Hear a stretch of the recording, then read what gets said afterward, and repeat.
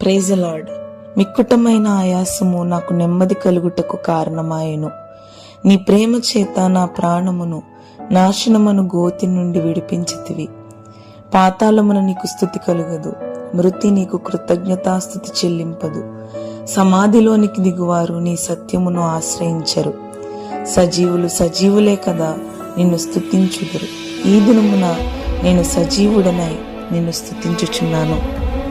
2025 March 18 ఉదయం ఇంచుమించు 10 గంటలకు భయంకరమైన యాక్సిడెంట్ అయింది. హైవేలో బైక్ మీద వెళ్తుండగా బీపీ డౌన్ అయి పడిపోయాను. సడన్గా అంతా చీకటి అయిపోయింది, ఏమీ తెలియలేదు. ఇంట్లో వాళ్ళంతా హాస్పిటల్కి తీసుకువెళ్తే అవ్వదు, తీసుకెళ్ళిపోమన్నారు. ఎక్కడ డాక్టర్స్ అవైలబుల్గా లేక అక్కడే ట్రీట్మెంట్ చేయమని అడగగా 24 hours వరకు ఏమీ చెప్పలేమని సైన్ చేయించుకుని అడ్మిట్ చేసుకున్నారు.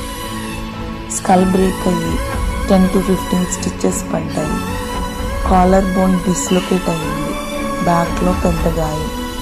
ఐస్ కింద అండ్ మౌత్ అంతా ఇంజురీస్ అయ్యి ఫేస్ అంతా గుర్తుపట్టలేనంత భయంకరంగా మారిపోయింది.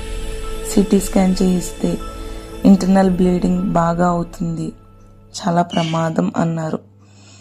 వందలాది మంది ఉపవాసం ఉండి ప్రార్థన చేశారు.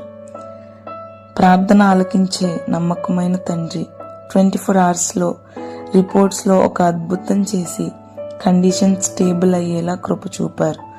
మరలా సిటీ స్కాన్ చేస్తే ముందు రోజు కంటే సిగ్నిఫికెంట్ రిజల్యూషన్ ఉంది అని వచ్చింది.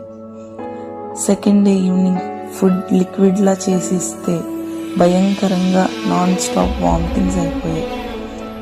చాలా భయపడ్డారు అందరూ. కానీ ప్రార్థనలు ఆలకించే దేవుడు నెక్స్ట్ డేకే నార్మల్ వార్డులోకి షిఫ్ట్ చేసే కృప చూపారు. వితిన్ 5 days క్షేమంగా మరి గృహానికి నేను రావడానికి ఆయన ఎంతో కృప చూపించారు. చిన్న గాయమయ్యి ప్రాణాలు అదే సమయంలో కోల్పోయిన వారి గురించి చాలా విన్నాము. కానీ అంత భయంకరమైన యాక్సిడెంట్ అయిన నన్ను మరలా 5th డేనే క్షేమంగా గృహానికి వచ్చేలా ఆయన చాలా సహాయం చేశారు. డాక్టర్ 6 months కేర్ఫుల్గా ఉండాలి, ఫిట్స్ మెడిసిన్ వాడాలి, ఎప్పుడైనా ఫిట్స్ వచ్చే ఛాన్స్ ఉంది, అలా వస్తే చాలా ప్రమాదం, ఇయర్స్ మెడిసిన్ వాడాల్సి వస్తుంది అని చెప్పారు. వితిన్ 15 days మరలా మందిరంలో అడుగుపెట్టే భాగ్యం ఇచ్చారు. చాలా కేర్ఫుల్గా ఉండాలి, సౌండ్ ప్రూఫ్, ఇవన్నీ చాలా కేర్స్ చెప్పారు. కానీ వితిన్ 1 monthకి పూర్తిగా మెడిసిన్ స్టాప్ చేసి